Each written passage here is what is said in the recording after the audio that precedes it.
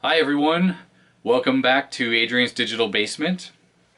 In my last video you saw me working on the ZX Spectrum and I did not have good luck with this computer. In fact, I was ready to give up on it because it had some faults that seemed very intermittent and also the keyboard stopped working. Well, thanks to an onslaught of comments from you guys, I decided to give this computer another chance and try repairing it. So let's get right to it and see what I got up to. So I wanted to take this plate off the ZX Spectrum here, and I was successfully able to do it. I really needed to do it for cleaning. But there was an issue. A very liberal amount of very sticky double-sided tape was applied. I'm not sure if this is from the factory or not, but nonetheless it was extremely difficult to get off. Normally I would have used heat to try to loosen the glue, but with this rubber membrane right along the edges here, I just didn't want to risk melting this. So I peeled it off as carefully as I could, and unfortunately, do you see the ripple there in the metal? Unfortunately, there was just no way to get it off with sort of bending this, and when you bend aluminum back, you get a ripple. It doesn't look too bad if you don't look at the right angle with the light, so, you know, it's not the end of the world. But at least with this off, I was able to fully clean this rubber membrane, so that's good because now it doesn't look so disgusting. This as well, I scrubbed it with a toothbrush and some soap, and I used a Sharpie on some of the white spots. So I'd say it doesn't look great, but I think it looks better because at least it's not so filthy. Under the rubber keypad is the membrane, which luckily inside here is working properly. All the key contacts are fine. There's nothing to report on this rubber. It's all pretty good condition. There was a little bit of brown gunk on the one key. Still looks slightly brown, but overall, at least it looks clean now. So when I put this back together, it'll look decent. So I have something else to report that's actually good news. Let me turn the power on. Check this out. Looks like every key is working now. And I'm shooting this the day after I shot the last video where the keyboard was completely not working. Yes, all keys are working. Shift and space and enter. Yeah, we're good. All keys are good. How did I fix this? Let me show you what I ended up doing. Alright, so fixing the membrane. What I did is I ended up cutting off the end of the cable. So this was the part right here that was all chewed up. So I cut that off thinking that's all I need to do. But I actually had to cut off this section as well. But once I cut that off, you see this white section here? That's a little piece of double-sided adhesive I stuck in between the two layers so it would hold them together. And then on my Spectrum, it had this little piece of plastic here. It's on both sides. It's on this one as well. And essentially I just stuck that back on with double-sided adhesive. It kind of helps hold it in the connector. So obviously it's a lot shorter than it was. You see this has the bend in it. This used to have that as well, so that's gone. And I just plugged it in right now for the first time, tested it, and it's working. Unfortunately, that made the whole cable maybe about 1 centimeter or 2 centimeters shorter, which is unfortunate because now there's really not much room to move the cover around. But it does the trick, and it makes this thing work again. So that's great. Let's boot up the RAM test, which I was trying to do yesterday, and let's look at the RAM test error. Alright, so I have load that, hit play on my phone. The borders are changing color, it's just hard to see on this green screen, of course.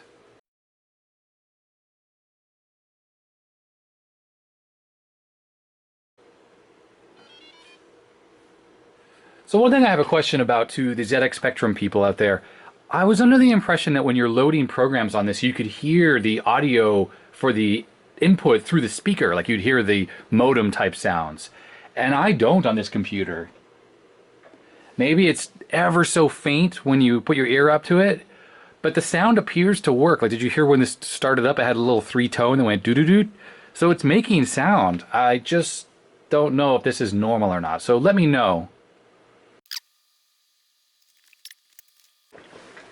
Alright, so there it said tape loading error. And I'm not quite sure what causes that as well. Our tape loading error 41.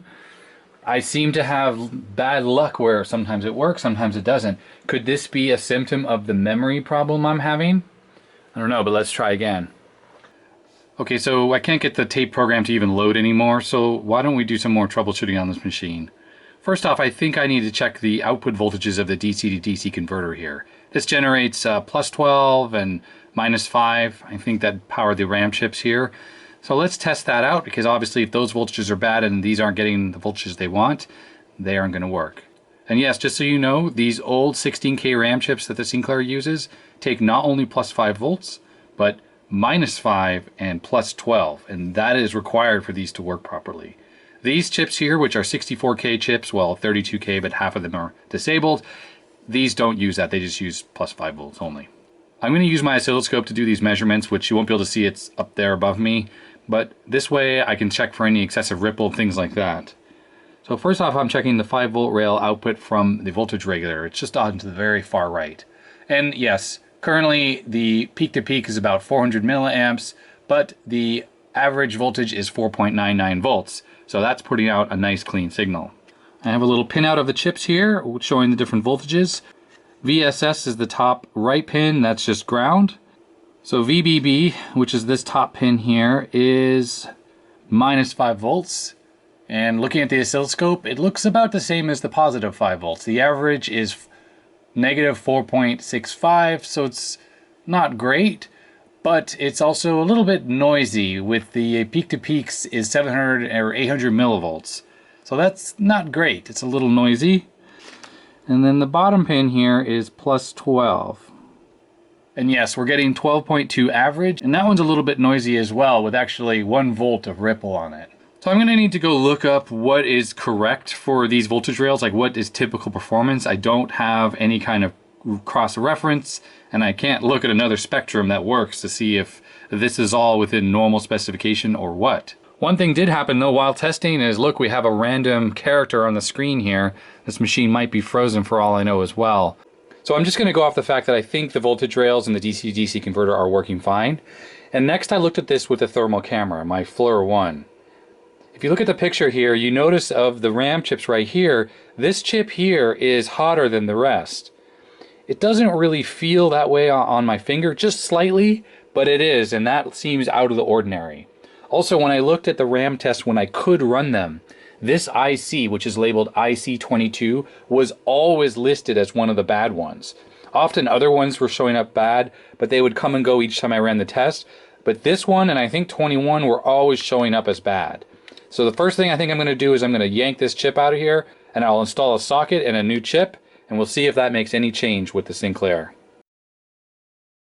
So the chip socket's installed, and I did my usual where I cut the old chip off. I'm sure that'll piss lots of people off, but you know what? This chip was getting hot, which wasn't normal, so I'm pretty confident that something was wrong with it. These types of boards are old and it's so easy to lift traces, and I just don't like to risk that. It's much cleaner to cut the chip and pull the pins out with a soldering iron. All right, I popped in a 64K chip. Let's power this up. All right, so at least the computer turns on. Good sign, right? I'm gonna hook this up and I'm gonna try to load the RAM test now. So tape loading error, clearly there's something still wrong on this computer. All right, progress continues. I got the RAM test program working again. I don't know, it just seems to work. I have replaced IC21 and 22, that's two of the 32K RAM chips. Here they are right here, both of them cut off. And now the RAM test runs and it actually says 18, 19, and 20 are the problem. And before, it also included 21 and 22 whenever it was giving error. So I'm going to run this another couple times and see if it stays consistent and I never see 21 and 22 on here. And if that's the case, I'm just going to keep replacing the 32K RAM chips. Okay, I went for broke. I replaced all the chips that the RAM test said. They're all socketed, and I used 64K chips that are actually from the early 80s, so it's actually the correct time period for this machine. Let's see if this computer runs the RAM test successfully. Alright, so someone commented on the last video and said that black screen should take longer when you have 48K, and that absolutely looked like it took longer. So let's try and load up the RAM test. So we'll do load.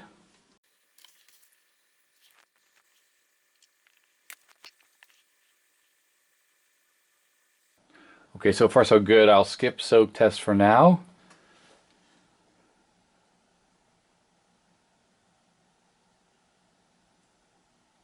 Oh, wow, look at this. It's working.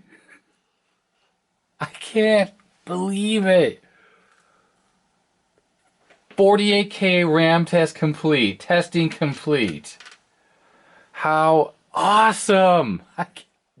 So I can't believe that these 5 RAM chips were bad. RAM test is working. So maybe I'll let this run on soak test for a while. Just let it run, cycle through a whole bunch of times, make sure everything is good.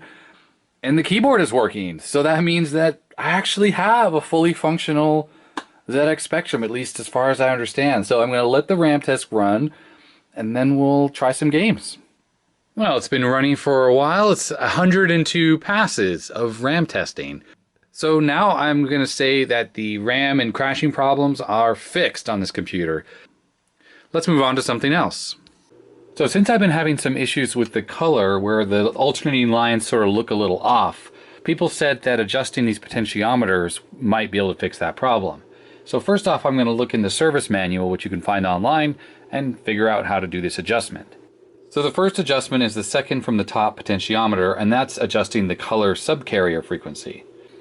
And on the Rigol, it shows the frequency up here. You're not going to be able to read that. And what it should be is 4.433619 megahertz plus or minus 50 hertz. And if I adjust this potentiometer, it just sort of moves the frequency slightly. So currently it's at 4.3367. I'm going to get that closer to 4.61. I don't have the final digit, but it's good enough.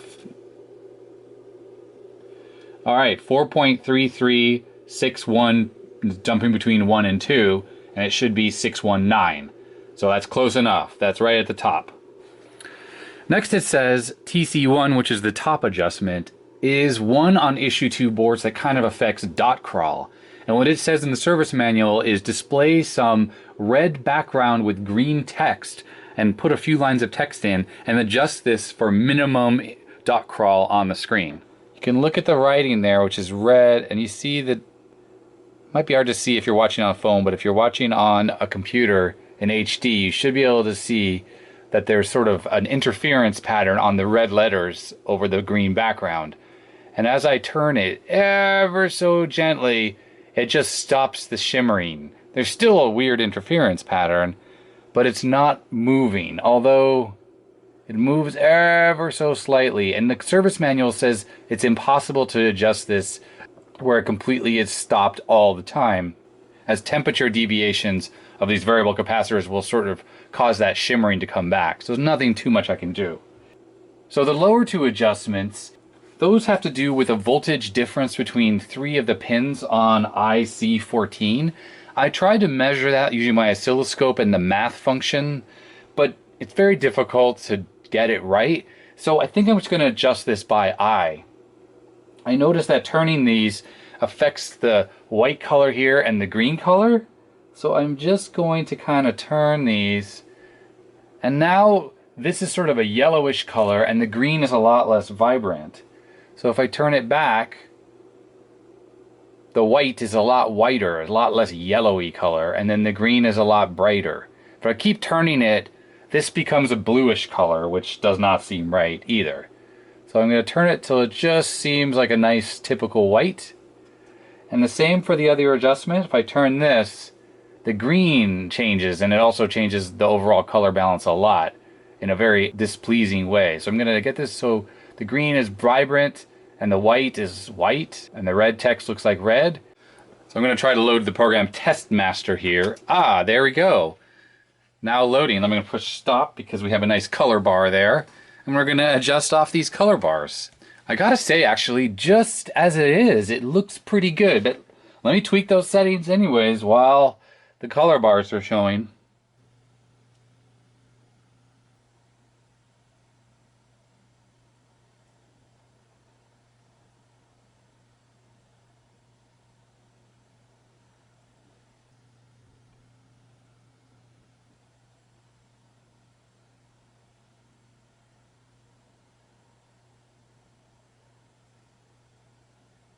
And that looks overall pretty good. I mean, I can't really expect too much better. This is an 8-bit micro after all.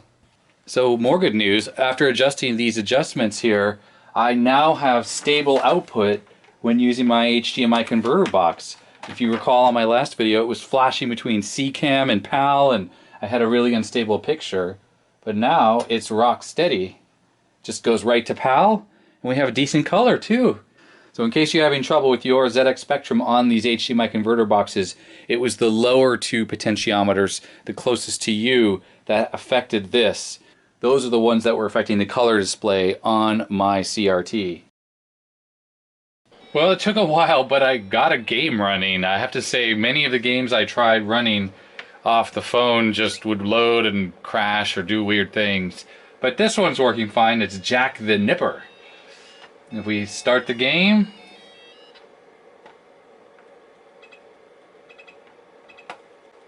okay, I don't know the keys to push. I figured out how to move around, but that's about it. How do I open things?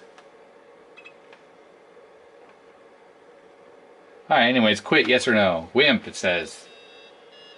So, while it's working, the audio output sure sounds quiet. It's really, really, really quiet. Is that normal for the ZX Spectrum? Also, the inconsistencies of loading programs. Maybe that's just due to this Motorola phone I'm using, like the audio output's not strong enough. Okay, I'm going to try to load Jet Set Willy, see what happens. Perhaps you guys have some tips on how to adjust the volume on this thing. Maybe you can see patterns here that help you calibrate the volume setting.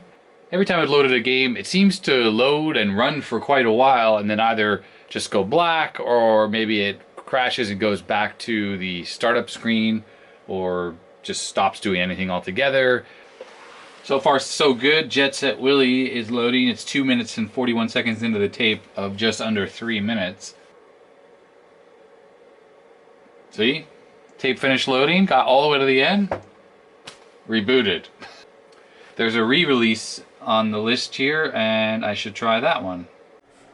Alright, this game named O-Tricks, sort of a Tetris clone. This seems to work fine.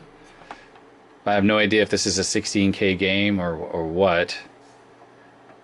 That's a decent Tetris clone.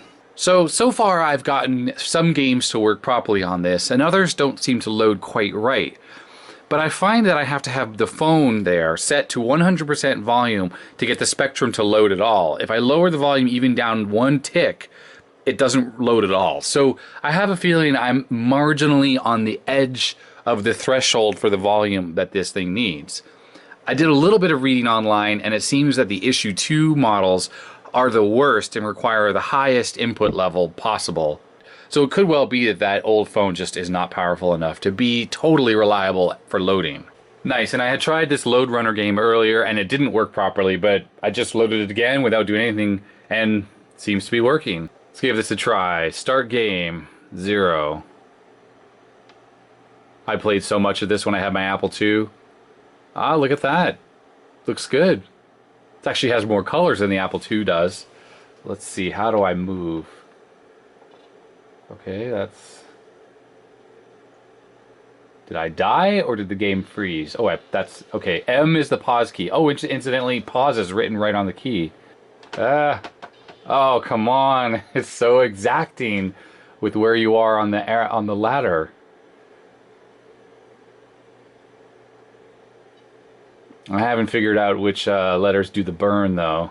So the reason I ran these games right now is I wanted to make sure that my fixes to the ZX Spectrum are good and this thing is working, and apparently it is, because it's been running for a couple hours, no crashes, nothing unusual, and really at this point my only problems are the loading of programs just doesn't seem to be totally consistent. But I'm still going to chalk that up to just this phone not being able to give quite enough volume to make the Spectrum happy with detecting the signal. Alright, so the printer that I got with this computer, I opened it up to take a look inside. I did quickly try it out on the computer and it made a horrible noise. Well, it looks like this band is broken on the inside and everything is super dirty as well. All the parts are here. I don't think any of the gears are stripped or ruined. It's hard to tell. I'm not quite sure how this is supposed to work. Someone mentioned to me that the paper's silver and it actually creates an arc inside the printer, and that actually somehow shorts out to the paper or something like that. So I'm not sure, but it's really dirty to touch, and I'm just going to throw all of this into a plastic bag and not look at it again. I'm not going to throw it away in case somehow I end up fixing it, but for now I don't really want to touch it too much more.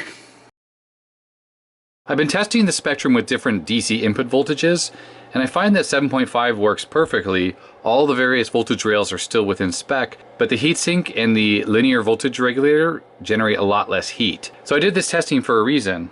Here we have the original brick that came with the unit, and I've taken it apart because it has 3 screws. This is what's inside. It has an AC transformer, an output capacitor, and on the side there it has 2 diodes.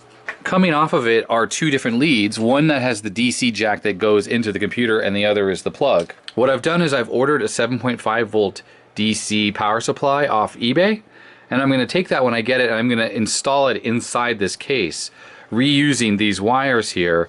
That way I can preserve this brick, but now I can have a switching power supply that outputs the lower 7.5 DC volts that will keep the Spectrum running a lot cooler.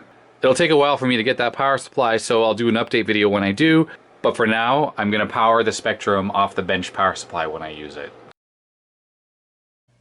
Well, here's my ZX Spectrum. A huge thanks to everyone on the last 2 videos who had a million great comments on how to fix this thing. You convinced me not to give up on it, and while it's a little bit worse for wear, you can see the ripple in the metal there, at least it's actually clean and it works. So this computer that brought an insane amount of joy to so many people around the world is now working and ready for me to try it out and experience the joy. So thanks again, everyone. I'd love to see your comments down in the comment section below about this little miraculous recovery. You can subscribe for more videos. Thank you very much for watching. Goodbye.